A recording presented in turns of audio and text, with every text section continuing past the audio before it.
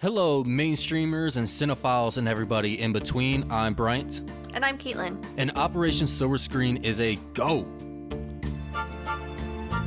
Hello, and welcome to Operation Silver Screen. This cinema-related operation has been created to clear our desks from stacks of open cases. And what are these cases? Well, even being the film lovers that we are, Bryant and I have a huge backlog of must-see films that we still need to experience. So each week we'll tackle a film that either one of us or both of us still need to see. We'll then provide a debrief of our week's mission, giving our outlook on the film's popularity and significance, as well as providing our opinion on whether or not it is worth seeing and other fun insights. So Brian, what was our mission this week? Well, it's December, getting into the old Christmas spirit, and to celebrate the holidays, we've chosen both an unconventional and a conventional film. So for the first one, we're going to go ahead and do unconventional because we're a little bit further away from Christmas, and we don't want to offend the holidays. And first we have a tale of a pack of petty creatures who are unleashed on a town after a naive young adult breaks 3 simple, quote-unquote, rules while tending to his new household pet. Now, this film that we're talking about is Gremlins, of course, if you haven't guessed it yet, from 1984, directed by Joe Dante and written by Chris Columbus. His full name's probably Christopher. Not the one that found the United States. Found, again, quote unquote. It is executively produced by Steven Spielberg, but it is not a Steven Spielberg film. Some people do confuse this one, not as much as Poltergeist, but they do confuse this one as being a Spielberg film as well. Now, don't worry, we're not going to go ahead and spoil anything for you guys. We're going to go ahead and let you know when we get to the spoiler portion. But until then, we're going to go ahead and discuss without having any spoilers. Now, Caitlyn, this is a movie that you have not seen and that I have seen. What kept you from watching this movie? I mean, obviously, this is a film that was on my radar. It's a film that I know I've been needing to watch, but I just haven't. I think we talked about it before. But when it comes to my deficit, I guess you can say, in the film world of films that I just haven't seen, a large portion of those movies are 80s movies. And that's kind of by choice. I am not really a big fan of a lot of the 80s movies that were really popular. Back to the Future is still a big one that I haven't seen. That's definitely a dreaded pick for me. But yeah, so I just been avoiding it. Yeah, this is another film from the 80s, which we've had a lot, and most of it's not been by choice. There's just been legacy sequels, The Predator and Hellraiser. Some of them are by choice, like this one and American Werewolf in London. Though actually, it's a good time we do this one because Gremlins 3 is coming out next year. Now, this is a film I've seen. I've seen it more than once. Actually, I saw it last year before this recent time of watching it again. I saw it last year in the theaters. They were doing reruns of it. They're actually doing it again this year, but it's a little bit later. And I talked about it on the podcast before that this is a film that I tried to work up the courage and watch as a child. I was really big into scary movies, and then for some reason, something just switched. I don't know if like morality set in, but I just started becoming real scared of movies. And then, I heard that morality or mortality? Both of them. The morality of my mortality. Oh, okay. And I thought, well, I've been hearing about this thing, face your fears. You face your fear, you're going to overcome it. I remember because I was at Mima's house and I was sitting there, I was on the couch and I was ready because I knew that the scene was about to come up. I'm like, I got this. And that stupid gremlin popped out from the cabinet and I lost my mind and said, nope, can't do it. Poor little Bryant. But then I rediscovered this movie a lot later on. I was just looking up like unconventional Christmas movies. I watched this and Die Hard, and I found new appreciation and love for this movie. Especially being older, I understood the dark humor more in this. Actually, I just understood the humor more in this movie, and it wasn't as scary watching. I think this movie still has some scary images in it. They're definitely not nice looking creatures. But yeah, I've probably seen this movie like 4 or 5 times. And I try to get you to watch it before. And I know on the last podcast we said that we may or may not be doing the new batch. We'll only be doing Gremlins 1. We'll do the new batch when we do the legacy sequel for number 3. because the new batch isn't necessarily a must-see. Sequel of any sorts actually is not even really a great movie. Well, it's a great movie. It's not a good movie. Yeah, it's yeah. I'll have to see when we get to that. One of those. Yeah, I'm wondering if it'll work for you. It works for me, but I mean, I'm not going to argue and say that it's a great movie. It's not. But there are some fantastic things about it. But we're going to go ahead and focus on this movie. And first, with this movie, we're going to talk about what the critics thought. See if the critics actually enjoyed this movie. It has a 7.3 on IMDb. It has an 86% critic rating and a 78% audience rating, which I found to be a little strange. I thought audience would actually adore this movie more. And then this was also nominated and won multiple Saturn Awards. I usually don't talk about the other awards. Usually you do that. I only take notice of the Oscars and Golden Globes, honestly. But I just noticed that this had like a huge amount of nominations from the Saturn Awards. So they really liked this movie back then. Is there anything you found in your research, Caitlyn? As far as the box office, it did have $11 million budget, and it gained $12.5 million in its first weekend, which was topped only by Ghostbusters. I think Ghostbusters grossed like $1 million more, $1.5 million more. By the end of its American screenings, it did gross $148 billion domestically.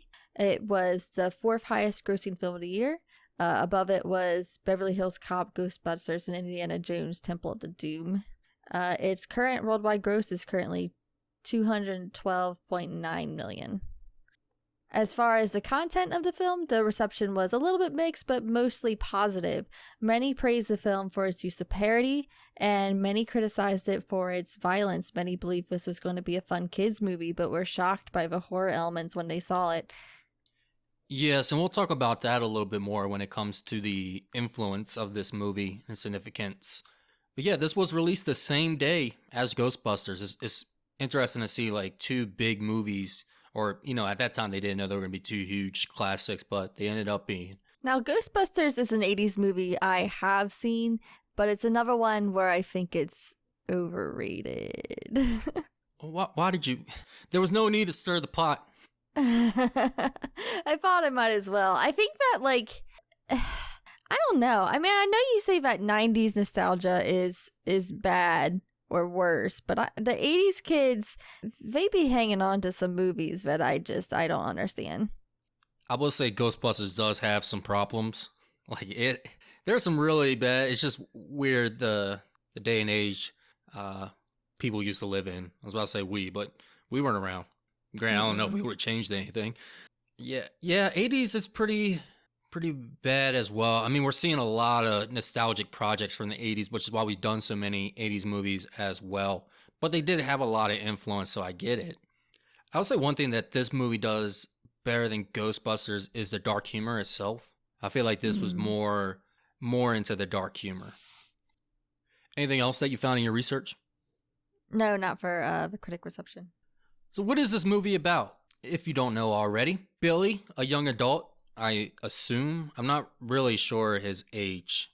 Like, he works at a bank, he handles money, so he has to be above 18, right? But you don't ever see him drinking. Yeah. He goes to a bar to draw. He has a friend that's 23. Early adult. Yeah, early. So he receives a pet mogwai for Christmas, an exotic creature that comes with 3 rules. Billy, of course, violates all 3 of these rules, like within 24 hours. It's crazy. Which leads to the spawning of gremlins who wreak havoc on the town. Were you familiar with the concept of gremlins before you saw this movie? Like the concept of gremlins even before this film? By the concept of gremlins, what do you mean? Like the history of gremlins, like how that name can be. No, that I didn't know. Yeah, it was like almost like a superstition. I believe in, I forget which war, but that they even say it in this movie that the foreigners will put gremlins in your vehicle and just mess up all the electronics and hardware. But that's their thing, is that they just get into machinery and they just tear it apart. It was mostly like British aircraft, right? Not too sure. Okay. But they do seem like the type to blame it on gremlins. Yeah. So Caitlyn, being the guest of honor for this film, what did you think? Finally get to watch this. Like, did you like it? Were you glad your mom never introduced you to this film along with other 100 films in the 80s? She introduced me to Labyrinth. It's okay. That's all I need. And Lost Boys. So I was actually surprised at how much of a Christmas movie this was. I mean, honestly, I didn't know that it was a Christmas movie at all, having not seen it. No one ever talks about it as being a Christmas movie. So the first half of the film, almost, you have, that's what it is. It's very charming, family-focused Christmas movie story with some very stereotypical 80s, 90s villains in there that I wasn't really enjoying. And so it was kind of weird having to evaluate it from that perspective. And then it has this switch where it becomes more of that campy horror comedy. And I think after that switch, it kind of goes back and forth between that and just straight up funny action. And when it was doing the campy horror, I really enjoyed it. I think that's when I enjoyed the movie the most, and I wish that it had stuck with that kind of vibe a little bit more. But I can appreciate, though, the kind of like psych out with the nice Christmas story. Yeah, obviously, now I don't think it works for me because I know what it's going to turn into, but I would imagine watching it back then, I can understand why some parents were upset. Yeah, but the movie dropped some hints, and I didn't notice until this time watching it, or at least I didn't remember, but there's like some small hints throughout that Christmas story where there's some dark humor spread out. Like the one woman is talking about what she'll do to the boy's dog since it messed up her mailbox or something. Mm-hmm. And she says that she'll go ahead and put it in a spin dryer. Now that's dark, but where the dark humor comes in is that there's just a random bystander who goes, "Yeah, that would do it all right." Who? No one was talking to. Why do you have the screen right now? And there's another one where the mother is asking for some leeway on her rent, and the whole time, like the ADR, you can hear the kids sniffling and coughing. They're sick, and then when they get denied the leeway and they're turning off, the kids are just like, "Mom, I'm hungry," and the mother goes, "Yes, I'm hungry too." Like, what? So there is and then of course like that kind of leads into probably the darkest joke in this whole movie, which we'll probably talk about in the spoilers. Mm-hmm. Yeah. But I obviously enjoyed this movie. I saw it multiple times. I intentionally went to the theater so I can get the theater experience for this film, and I have a lot of fun with this movie. Yeah, it's a lot of campy humor. It's a good Christmas movie. Like, it even has a Christmas message to it. I know like the big unconventional anti-Christmas movie is Die Hard, but that one's not too much of a Christmas movie. That more has the setting of a Christmas movie than actual Christmas message. But this handles both of that, or both of those. Yeah, I think this is a fun ride. It has a nice subversion with the beginning going into the second act. It has a nice message, which you kind of got to look into a bit to see like the overall message. There's been some more discovery of a bigger consumer message in this movie. I think the practical effects are great. I think the Gremlins themselves are just some hilarious horror creatures who they just like doing hood rat things with their hood rat friends. They have no other motive. That's just what they like to do. And I enjoy watching. This has also one of my favorite movie scenes of all time, which we'll talk about as well. So I always enjoy this movie from the beginning to the end. And Gizmo is just downright adorable. Gizmo is adorable. Just don't feed him after midnight, no matter how adorable he is. I've seen like pets named Gizmo too, so like it's nice now knowing that it actually comes from a cute creature. Because I didn't know that, like, I don't know if that's spoilers. No, like it's not spoilers. Gizmo is Gizmo. He kind of stays that way for the rest of the movie. He never kind of turns like the other ones. Yeah, and actually the movie, while it was in production, it was originally supposed to be both Gizmo and Stripe being the bad ones. But they said, like, hey, why don't we go ahead? I think Spielberg made that call and said, why don't we go ahead and have Gizmo be the nice one, have the audience relate to something, have somebody to follow. And that became one of the most endearing parts of this movie. Yeah, that's what I read as well, but it was Spielberg's decision to do that. One thing that kind of shocked me, and I didn't realize this while watching it. I found out later in my research that Howie Mandel plays the voice of Gizmo. Yes, Howie Mandel from Deal or No Deal. Most people will recognize him from. And Mike Winslow does the voice for one of the Gremlins or some of the Gremlins. Who's Mike Winslow again? I'm gonna mess this up. I believe it's called Police Academy, but he does like all the crazy voices. I think back in the 80s, he did like he was great at just making a bunch of crazy noises with his mouth. Gotcha. Okay, that's a weird way to word things. Yeah, it is, but I mean that's what he was famous for. He was just able to make crazy sounds. What is Howie Mandel like known for like our parents? Like, what else has he done? Like, because I really don't know him other than Deal or No Deal and now voice of Gizmo. Yeah, I looked it up as well. There was one other thing that I saw in there and I was like, okay, this is what people... I only knew him for Deal or No Deal, but he was in the TV show Saint Elsewhere. One of those doctors, not sitcoms, what are they called? Soap operas. Serial dramas, yeah. Yeah, and that was back in the 80s. Gotcha, okay. Yeah, he does a great job with the voice. I mean, Gizmo works well. And actually, at first, the voices for the Gremlins weren't there. They decided to put that in post-production. So Howie Mandel actually, he called in for for the foreign dub. And that helped like with some inside jokes in other countries that helped with the box office as well. Okay. Yeah, for me, I think that, like I said, I liked it when it went full-on campy horror, but then I feel like there were times when it took it a little bit too far with the jokes, and then I feel like at some points it dragged. I think the middle part of the film was the strongest for me.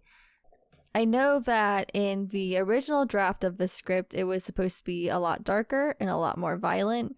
There were different scenes that were cut. There was one scene I saw that the mother in the film actually does get killed by the Gremlins and her head gets rolled down the stairs to Billy. And so I'm like, for me, I think that I kind of wish they had kept more of that darkness to it and more of that kind of campy horror vibe. But maybe that's just because that's my type of humor. I mean, not necessarily people dying, but you know. No, I think it worked well, especially for the Gremlins, because I always got the impression that the Gremlins were more... They just like shenanigans more than they actually like killing. So I think that also separates them from other horror villains. Like they're like I said, they're petty. They're just petty creatures. I guess. I feel like it just went too far for me in certain scenes, and we'll talk about that. Or, well, I guess we can talk about it. Ooh, I hope you did like my favorite scene though. I hope that's not the scene you're talking about. I went to the bar scene. That's your favorite scene? That's one of my favorite scenes like ever. That's like in like my top favorite movie scenes. That was literally like the worst part of a movie for me. No, why? I didn't like it. I was like, this isn't funny. I was like, this is hilarious.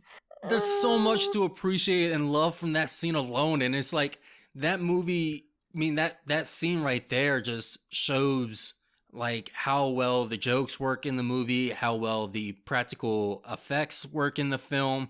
Like that's just the showcase of everything. And yeah, it is random, but it's like it was funny. Oh my! I thought it was hilarious. Like I've sometimes watched that scene by itself.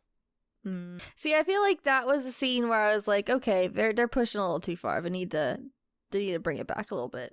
No, that's why I was like, yes, this is what the Gremlins are about. Like when I think of Gremlins, oh man, so I'm wondering if you like the second film or not. Second film is gonna be interesting to talk about. All right, we'll see. Yeah, I wonder if like, because you say campy horror, like was it just because it was just funny? Like that's why I wasn't doing it for you. Did you need some horror in that scene? No, I like the campy horror, like when the mom is in the house and he calls her, it's like, you need to get out of the house, and she's going off against the Gremlins. Like that part I loved. I think that was probably my favorite part of the movie.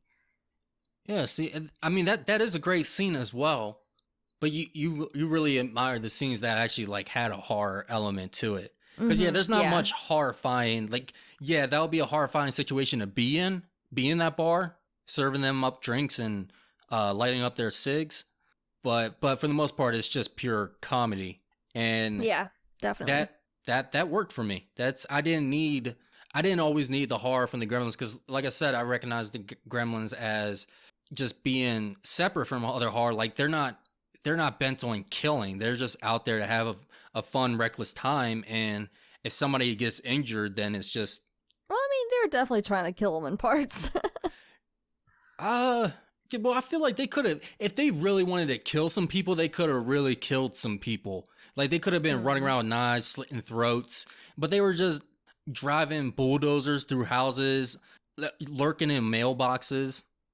I don't know. Even before they changed, they were stringing up the dog to hang him out on the porch. See, things like that, which I don't understand how they did with those cute little arms. Oh. Yeah, that's what I really liked, and so that's why I like the second movie so much. So it's gonna be interesting to see what you think of that. Yeah, for me, it was the horror juxtaposed with just the creatures being so funny, and that was what made it funny to me. That was the comedic element to it. So when it kind of switched over to a different type of comedy, I just wasn't feeling it. Like the poker scene when Stripes realized that the one dude has a good hand, so he just pulls out a gun from nowhere. It just busts a cap in him at the poker table, while there's another gremlin dressed up in drag or dressed up as a female. And then I like when the one gremlin's trying to have a serious moment, and another one comes up with a little puppet, because I do that to people too. And I got that from this movie, to come up and just da-da-da-da, da-da-da-da. You have never done that to me, and I'm very glad you haven't. I will now do that to you. We you don't have any stuffed animals in your house. I want to bring a stuffed animal. We are going to fight. I'm going to use one of your cats to do that. Oh my gosh. Everybody look out for the TikTok. Yep. So what did you think about the human characters? I thought they were pretty forgettable. Except for the dad. And the weird thing with the dad is that I found odd in this film is that we start off this movie with a voiceover, with a narrator, and it gave me the idea that this whole movie was going to be told from the perspective of a dad, but this was going to be a narrator-driven story, and then it kind of just gave that up after the first scene. It does. It is weird, because I think they were trying to do it because they were trying to make it more like a holiday film, and then they got distracted and they completed the film, and somebody said, wait, weren't we supposed to have narration? Ah, God dang it. Yeah. Somebody call him back here. He's gone. All right, we'll get somebody else. Yeah, that's kind of what I felt. Also, I liked how the dad is, again, we've seen this in the 90s and 80s. There was the big thing with the inventors who had just flawed inventions. We saw that in another film this year. Yeah, Rugrats with Stu, of course. But there was another film that we did this year, and we brought up Stu because of that. There was somebody else who just had bad inventions. Yeah, we've done a lot of episodes. I know. I'm blanking on what it is. But I agree. The human characters, for the most part, are forgettable. I mean, Billy stands out because he's the protagonist. He's the main character. And then Phoebe, she stands out because of a certain scene. But other than that, she's just the love interest. Yeah, I agree. I couldn't even remember her name throughout the movie. Is there anything else you want to say about your opinion? Do you want to recant your statement about the bar scene? I do not. I'm sorry. I do think that I guess you can still call it VFX was good. The special effects, it was all puppets for the most part, right? Yeah, they were all super expensive puppets. Yeah, I thought that they looked great. I thought they looked really good. Yeah, each one cost around $30,000 to $40,000. Wow. Okay. Yeah, and we're talking about 80s money. But then they only had 11 million budget. Yeah, that's why I was surprised when you said it was just 11 million. I'm like, man, they put that all. Well, they didn't shoot on location. This was a backlot. This is actually where Back to the Future was filmed as well, in the Universal backlot. Okay. All right. Yeah, but I like the way that it looked. I think that it holds up. I think that, once again, we see that practical always holds up better than anything else, but I really did like how they looked. And there were elements, some visual elements.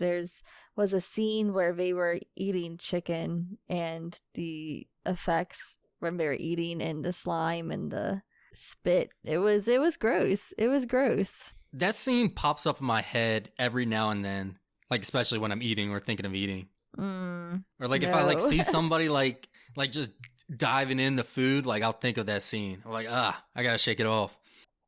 The cocoon looking things, those things were gross too. Those things were so gross that it made no sense why they kept them in the house. Yeah. Oh yeah, definitely. I was like, ew, you just leaving it there? Yeah, that's a burn it all situation. Yeah, absolutely. With the practical effects as well, because they were so expensive that they actually, when everybody went home for the day, everybody's trunk got searched to make sure that no one stole one of them. Wow. Yeah, and they were first, what they were attempting to do was use monkeys, but yeah, I did see that.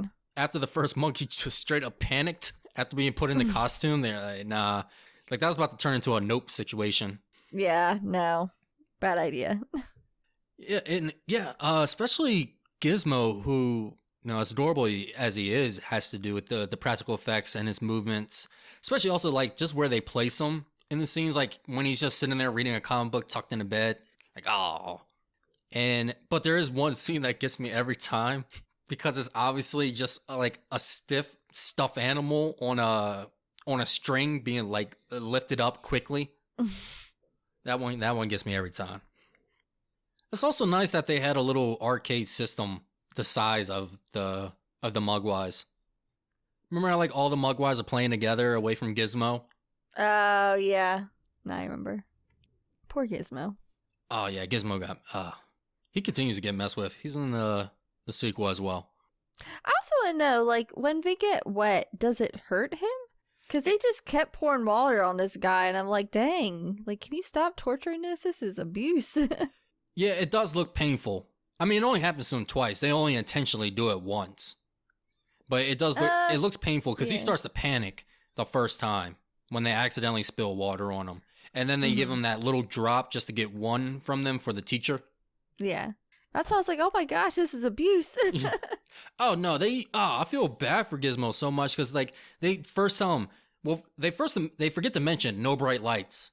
Like, the dad doesn't mention that, and the mother's like, all right, let's take a flash photography picture, and takes a picture, and he's like, bright lights, bright lights. And the dad's like, oh, yeah, that's right, guys. No bright lights. He doesn't like that. By the way, someone kill him, and we got these other roles.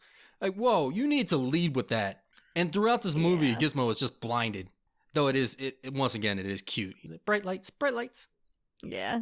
Let's talk about the influence that this movie had. You want to go ahead and start it off? Please stand by as Caitlyn actually gets prepared. Yeah, sorry. I was scrolling through my notes. I don't know where to start. There's so many things. Okay, so obviously this movie is made for the toy industry.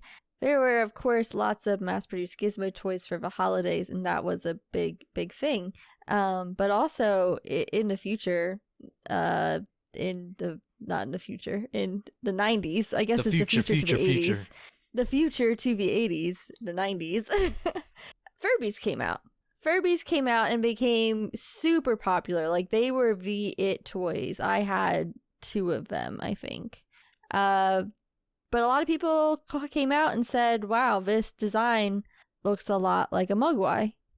And so there was a little bit of some discussions, some legal discussions between Hasbro and Warner Brothers.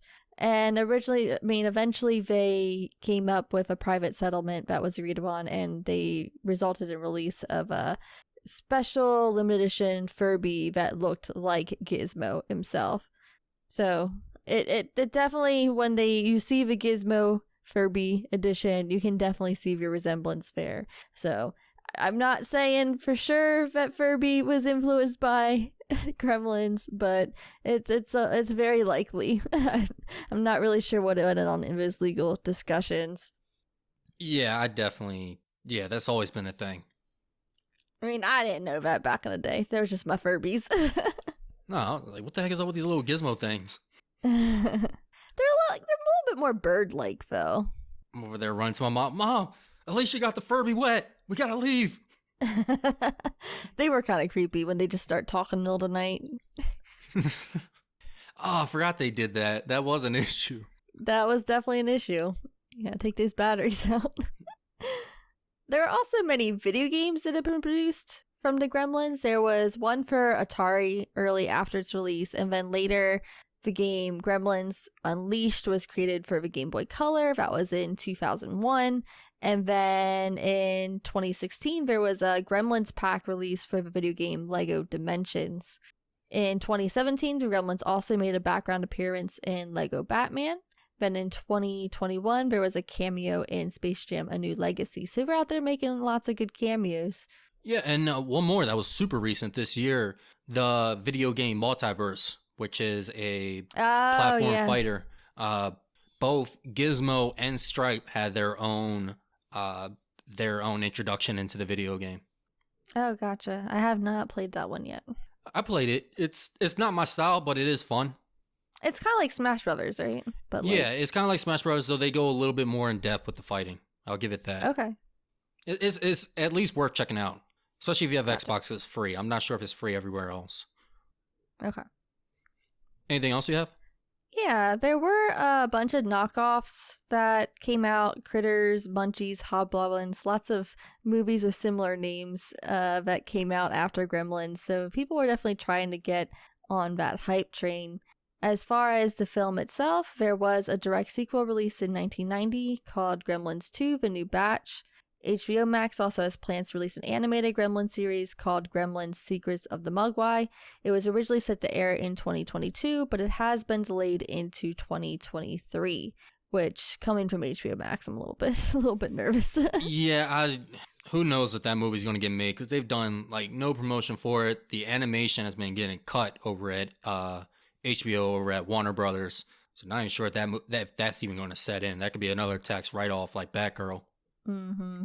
So now that's a series, and you made mention earlier on that there was going to be a Gremlins 3. Is that official? It's official on IMDb, and I've seen some news otherwhere, but again, there hasn't been any promotion for it, any talk. Gotcha. Okay, so I guess we'll have to see. Yeah, Critters. God dang, Critters is a huge knockoff. They even try to do the whole like bar scene again, like just the madness with a pillow fight scene. That was just awful.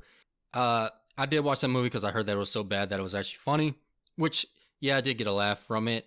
The ending is some of the craziest, like, one of the shouting at the screen movies for me, because nobody's going to care if I spoil Critters a little bit. But it's one of those movies that, like, all this destruction and killing has gone on, and when everything's said and done, the family just puts their arms around each other like, oh, man, well, that sure was crazy. I'll give their bright smiles and then walk off into the credits. And the whole time I'm thinking, wait a minute. Somebody close to you guys died in the barn behind you. Are we not going to talk about that? Why are you guys acting like everything's fine? Like, the dude is dead back there. Like, at least, like, go, like, and clean the body. Though, yeah. Like this movie, somebody dies and they don't make mention of it at all. We'll talk about it in spoilers. Yeah. This movie also influenced the PG-13 rating. This movie, along with Temple of Doom, is accredited to the reason that we have the PG-13 rating. And actually, Spielberg. So I didn't know this. I didn't know it either until I was researching this as well. Yeah, we learned recently that Spielberg influenced the Call of Duty franchise, and now we're learning that he is the reason we have the PG-13 rating. He said that he was both the problem and the solution to the PG-13 rating. The problem is that certain movies were not great enough to be like, hey, this is a rated R. So they made them PG, leaving it to the parents' parental guidance, and they developed PG-13. But you already said with this movie, coming out being PG, a lot of people took their kids to see this movie. And then later on, even though PG-13 was around, I guess my mom was still thinking, oh, it's PG. Little Bryant can watch this, and he was scarred for life. So there was a bunch of little kids like myself, even further on, thinking that this was a PG movie. But no, with this and Temple of Doom, they're like, all right, we need a mid-ground somewhere. We can't leave it up to parents. Which I understand, like, especially back then, you see like this holiday poster and it has the words PG on it. Nobody's reading that fine little print, or you're thinking like, oh, PG violence isn't that bad. And then you see this movie and your children are just freaking out like Gizmo is in this movie.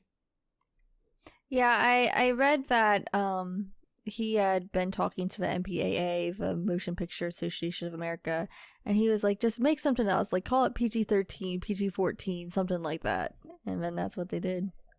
Which I don't think PG-13, I honestly, I think it needs to be renamed because it makes it seem like it's all right for everybody 13 and above. I don't know. I feel like there's a lot of stipulations with PG-13. And I think I don't know, I've seen another rating before. I forget what it was, but it just seemed like a better rating to have. Really? Okay. Because I think also even now with PG-13, like some Marvel movies get PG-13 ratings, and it's like that doesn't really. I'm like there's that type of PG-13, and then we have Gremlins type of PG-13 or horror types of PG-13 that I think are a bit different. I don't know. I feel like, do you pay much attention to the ratings of things now when you go see a movie as an adult? Out of curiosity. No, I can't say that I do. No. I feel like there's a lot of movies I go into, like, I don't know if it's PG-13 or R. Yeah. Until I, like, watch it, and I'm like, oh, yeah, it's probably an R. But honestly, I can tell from the trailer if it's going to be R or not. And I don't mean the red band trailers, which used to be a thing that aren't so much of a thing now. But yeah, I have realized that that's kind of gone away a bit. Well, I saw a red band trailer the other day, but not as much as it used to be. Like around when Deadpool was made, like everything was coming out with a red band trailer. It was like extra marketing. Yeah. No, I can't say that I do. I used to look at it a lot with when Devin was little, looking at the parental guide. And then also with my ex and her children, I would look at the parents guide as well. But no, can't say that I do. But I can also tell. Yeah, you can definitely tell, but well, I mean, I can tell by a trailer and by the description. Like I can tell, okay, this is gonna be rated R. Oh, I feel like I don't really watch that many trailers, to be honest. Sometimes. I've kind of gotten out of it a little bit. I feel like trailers a lot of times just show too much these days. That's why I only watch like 30 seconds. I watch enough to say, yes, I want to see this, and then I'll turn it off. But then also I go to the movies so often that I end up having to watch the whole trailer. Like the second trailer to Nope, I didn't want to see, but it came on at the theater. Gotcha. What did you find in your significance for this film? So it also did kind of jumpstart a lot of careers. Joe Dante, he also made Small Soldiers, which I can see a correlation between Gremlins and Small Soldiers. And yes. I mean, I really love Small Soldiers. So I like Small Soldiers better, I think, than Gremlins. Sorry. All right. A lot better than Gremlins, maybe. I really like Small Soldiers. But also, I mean, Chris Columbus, of course, went on to do a lot. He did a lot of Harry Potter movies. I think he did some Home Alones. There was a lot of movies that he's done, a lot of kids' movies that he's done. And I mean, I'm not going to sit here and try to list all of them, but there has been a lot. Well, he did 2 films right after this with Steven Spielberg. Him and Spielberg worked for 3 years together, filming movies. They did this movie, they did The Goonies, which was Spielberg's idea that Dante directed, and then there was one of Dante's creation. Right, so Dante directed The Goonies? Yes. Man, okay, I don't know how I feel about this guy. I don't know how I feel about this guy. Because I just like Small Soldiers, but I don't like The Goonies. 1 and 1. I know The Goonies is one on your list for your shame list that we're gonna have to cover at some point in time, but I'm really dreading watching it again. The freaking 80s. Yeah, I think I misspoke. Chris Columbus directed Goonies. I think I accidentally said Joe Dante. I'm not sure. Oh, okay. You did. Okay, yeah, it was yeah, so Columbus scripted The Goonies based on the idea Spielberg had and young Sherlock Holmes. So I think Spielberg was Goonies. Even though you saw Goonies. I don't know. I don't remember who You love The Goonies? it. No, it was I love The Goonies. Richard Donner. Richard Donner directed The Goonies. Okay. And But then, was it written by Chris Columbus? It was written by Chris Columbus, and Steven Spielberg had the story. Oh, okay.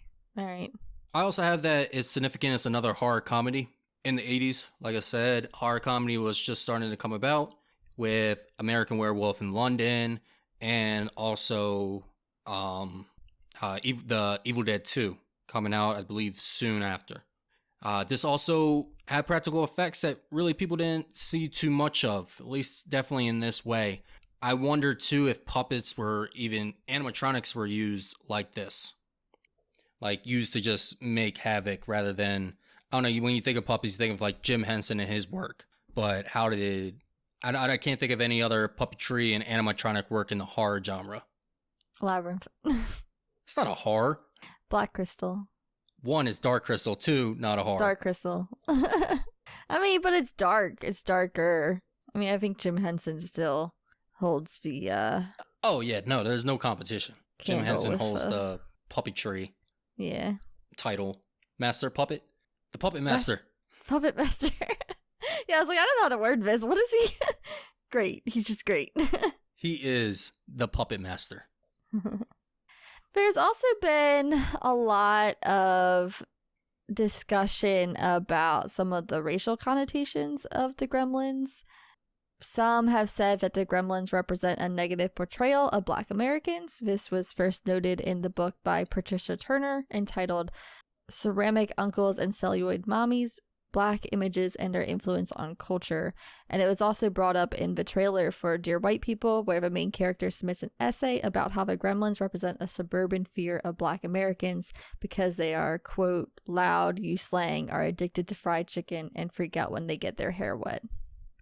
There's also been a lot of conversation, too, about the representation of Asian Americans in this film. There is a very stereotypical depiction of an Asian man in this film, and some believe that the characteristics of Gizmo in particular show stereotypes of Asian Americans as the model minority because of the way he wishes to assimilate to the cultural norms, and he's well behaved and plays the piano. So there are definitely things that I think you could definitely draw a connection to. I think those are definitely longer discussions to have. I've heard those before. I don't agree at all that this is a representation of Black people. Yeah, they're loud and like fried chicken, but that's just a coincidence, I think, more than anything. And yeah, you can relate it to it, but that's like saying, I don't know, I feel like that's saying like any loud entity in a movie is supposed to be representative of Black people. I can see you reach for it. I think that's a reach. I think also it's a reach, like, yeah, you do have that one gremlin that's listening to slow jazz and smoking a cigarette. I don't know, I've seen this movie multiple times and I've looked hard for that one every time that I watch that, and I don't see it. But that's me. I don't see it at all. I'm not even trying to cast a blind eye to it. I'll agree that there is the Chinese stereotype, though that's just the problem with the 80s. Like, that's the problem with old filmmaking. You know, the Chinese or any Asian group, they sold mystic artifacts and they did kung fu. We saw that with Hellraiser 2 recently. Yeah, saw that. Actually, I wrote that in my notes. I was like, is this the same place that they buy the puzzle box? Mm-hmm, yeah. What do you enjoy, sir? Pets or pain?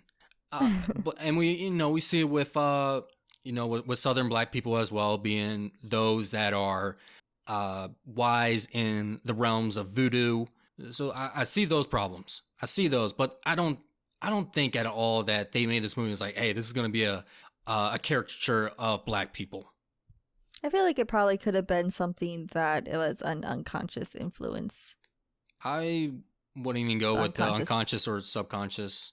But again, if you see it that way, I'm not gonna sit here and argue with it. I'm just saying I don't see it. I don't think it was that way, and I don't think there's anything else other than the fact that you can tie it to stereotypes. That's the argument for it. Oh yeah, Chris Columbus did do Home Alone, the first one, directed and wrote it. Yes, okay. And the second one. I wasn't sure if he just wrote it or if it was also directed. Yeah, and honestly, we could probably spend like another 30 minutes just talking about all the fun facts with this film. So I'd say if you're interested in this film, go check out those fun facts. There's a lot in there. But I think we covered all the big significant influences it had.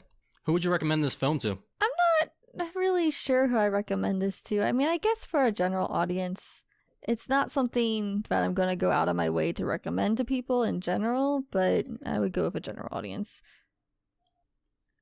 I go with general audience and cinephiles, everybody in between. Obviously, because I recommended this movie to you as a cinephile, so can't say that I haven't recommended this movie to people. Anything that you want to mention before we get into our spoiler warning? No. All right, guys, we're about to get into our spoilers, but before we do so, I do want to make one quick announcement. I want to say it now before you guys, end the episode early and not listen to our final comments. I know who you are, but this episode will mark our first episode into our year of being launched.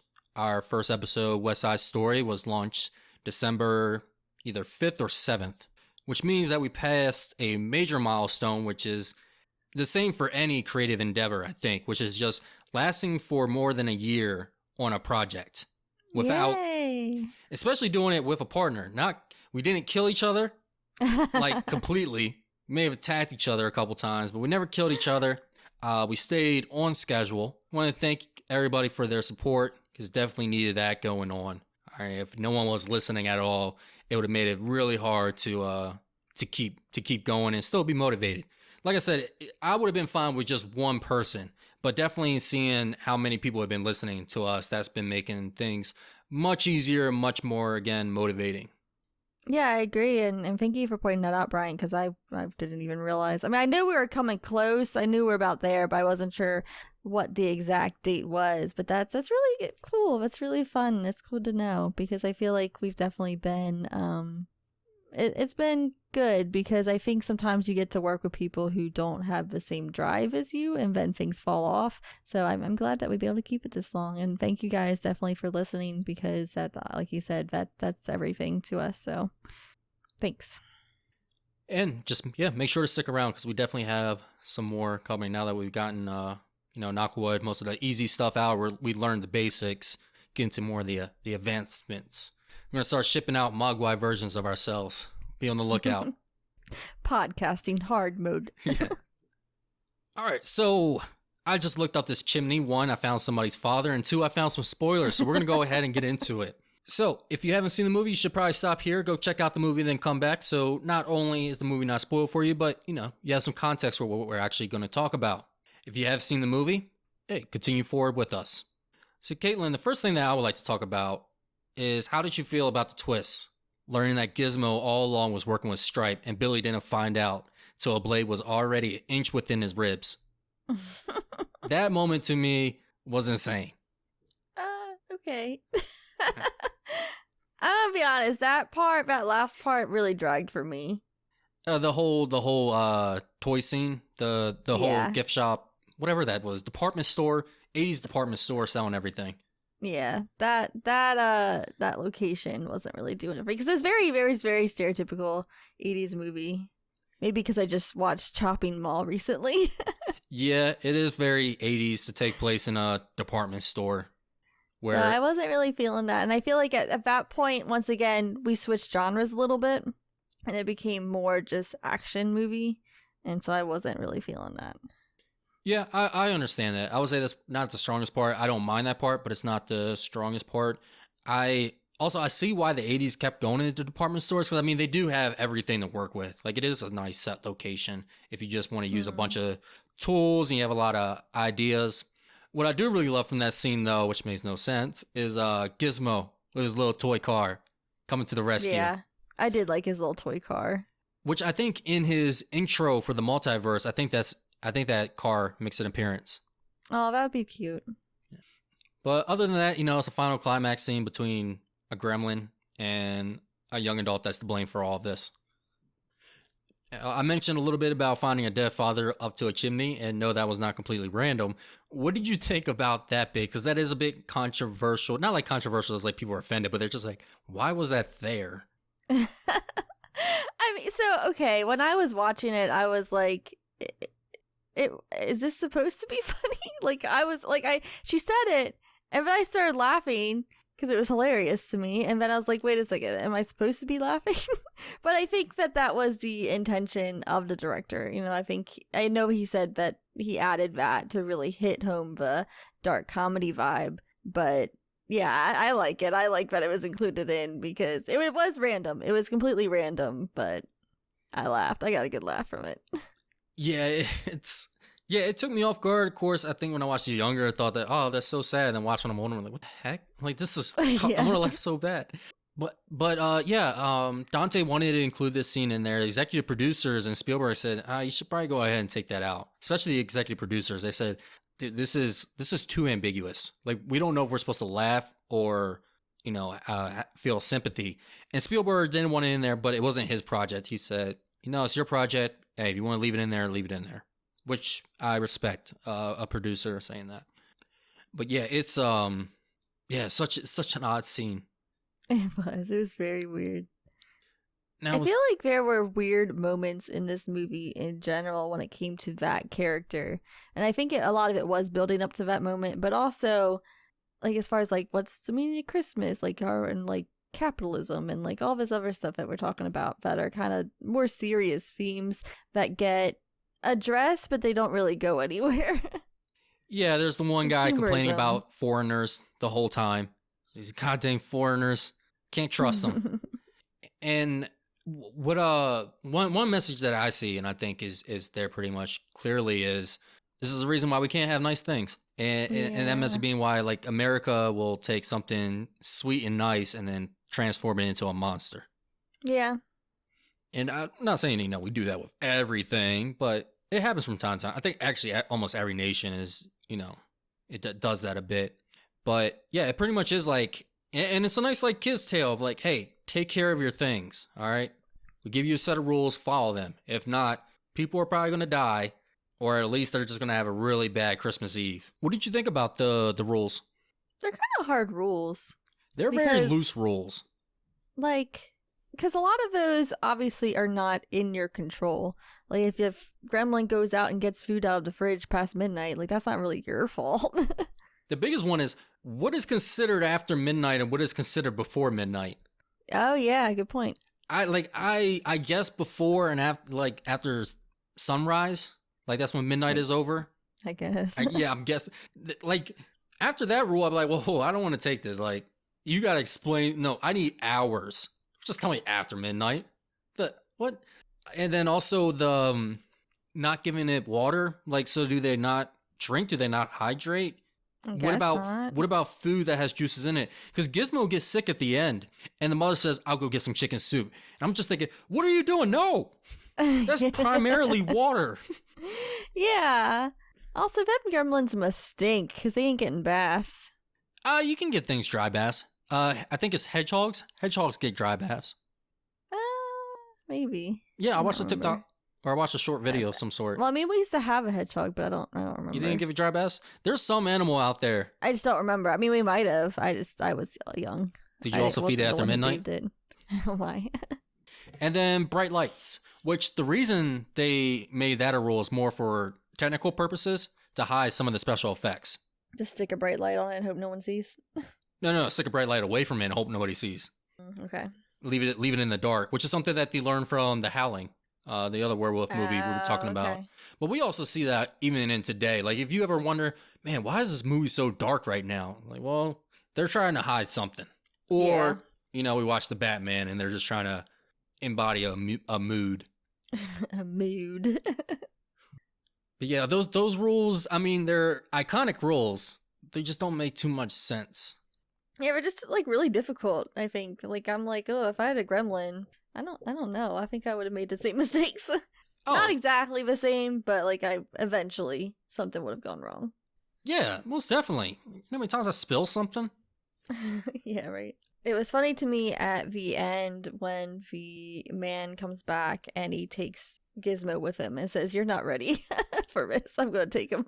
I like how he tells him to, maybe one day you'll be ready. No, you won't. Yeah, he won't. But I was kind of surprised by that because I was expecting the heartwarming, like, oh no, Gizmo's going to stay with me moment. But he just took him. I was like, all right. Yeah, there was a good hour of why he should not have Gizmo. Yeah, that's true.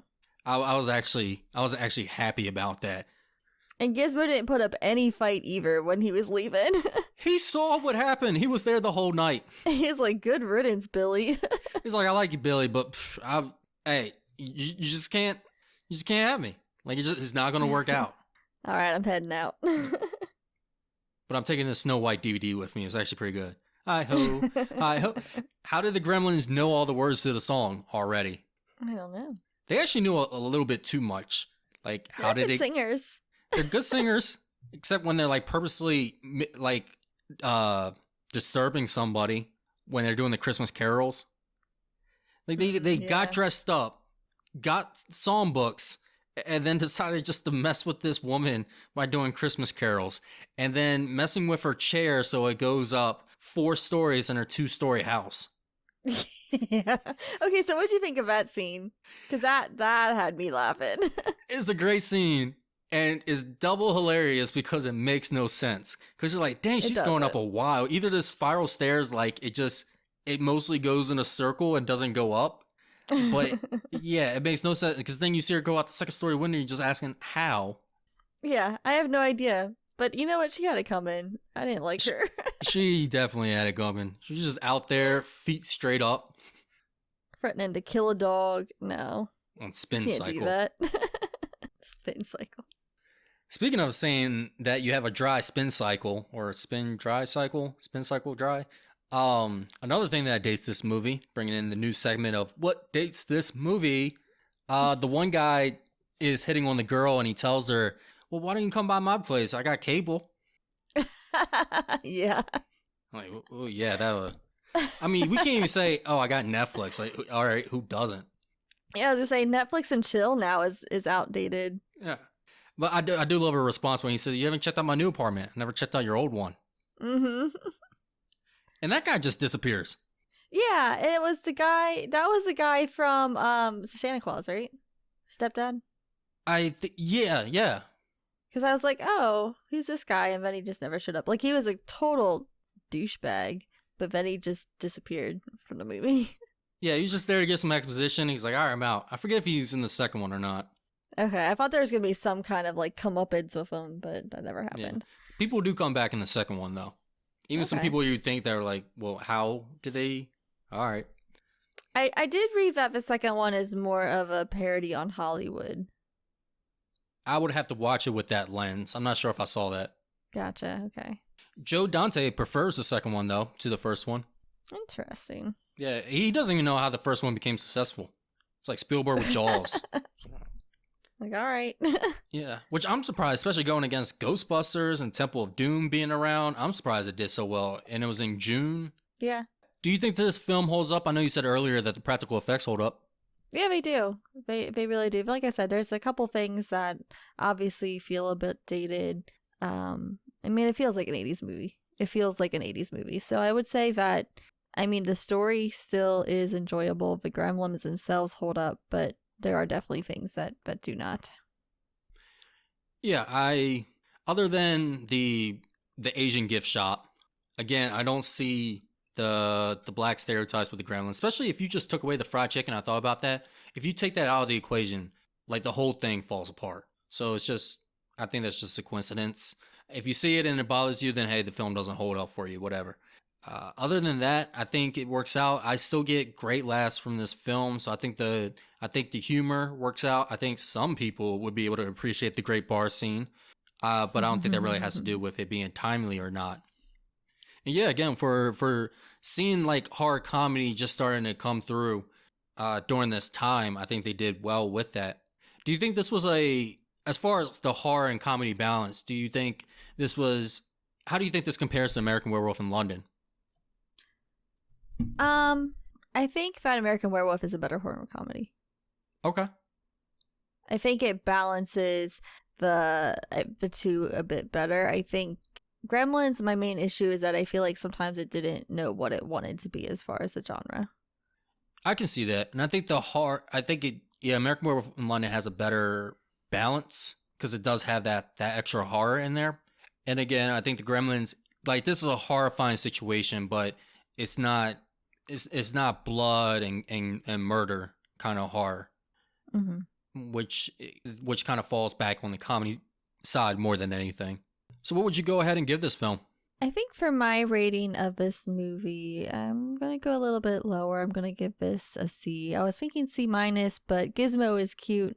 There are things I like about this movie, but overall, I just, like I said, I don't think it really knew what genre it wanted to be at times, and I think it went a little bit overboard on certain comedies.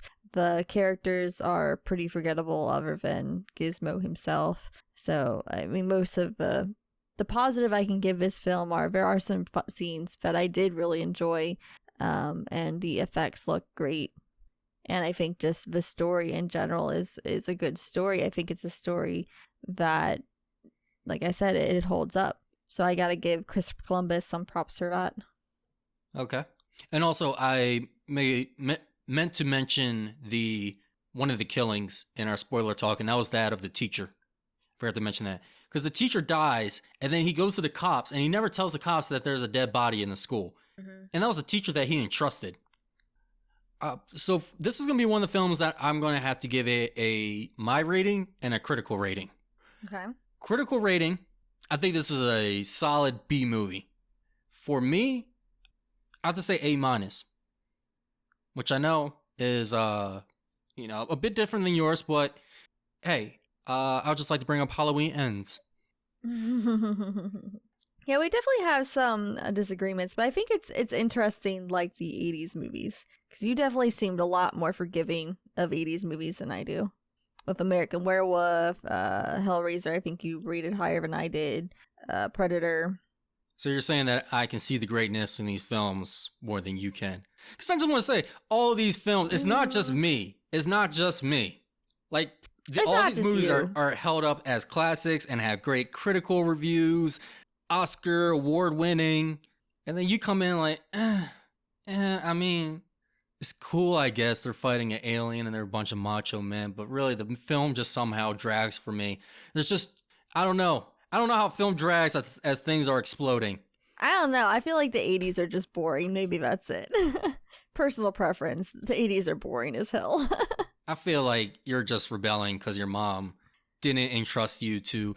I see why now your mom didn't allow you to see these movies. She knew. She just took a look at you and thought, she's not going to appreciate these. I mean, she's recommended some to me. I mean, she saw Goonies. Now I'm curious if you're going to like the Goonies. I started watching one time and I stopped, so I don't have high hopes for it. I think that's a bit of a dreaded pick. We'll see. Now I'm trying to think of the 80s movies that I didn't like, because I did like Hellraiser. I mean, I like... You liked Hellraiser as much as I did. I liked it a little bit less, but I did like it. I think I rated it lower than you. Just a little bit lower. And Planes, Trains, and Automobiles and Are Coming to America, which you guys haven't heard yet, we rated the same. I think just about. I think I may have gave it like a point above, maybe. That's true. I feel like though there's like... I don't know how to say it. I did like Jaws a lot more than you. I know that was like probably like 2 points. 3 points maybe. Yeah, you did. I think that was a whole letter grade. I mean, there are definitely 80s movies I like. I mean, I love Heathers. Heathers is probably my favorite of the 80s movies. Which I'm upset that you love, because I tried to get you to watch that movie for so long. And I put it in the hat and it got vetoed. And I remember showing the trailer. You're like, oh, this looks dumb. And I'm just over there like, I respect your opinion. That's cool, I guess. And then one day you come out of nowhere like, oh man, have you seen Heathers? Such a great movie. Like, get away from me. That does happen sometimes. It happens a lot. Yeah, I probably had my 80s bias on for it. I mean, I like some Hughes movies. We should have. We should have asked more about Bueller fan. I think Ferris Bueller's is good. I'm not a huge fan. Yeah, it's good, but it's just like I don't want to watch this again. I don't mind if somebody puts it on. I'm not going to put it on. I'll put Breakfast Club on. Yeah, exactly. Yep. Looking at our episodes right now, seeing if we missed any 80s. Mm-hmm. I said we'll have to do Back to the Future eventually. Oh, we'll have to do that. Yeah. Really not looking forward to that. Videodrome. Is that 80s? Okay. That was 80s. I like Videodrome. Yeah. I wouldn't put that in the same category as all these ones I'm listening to.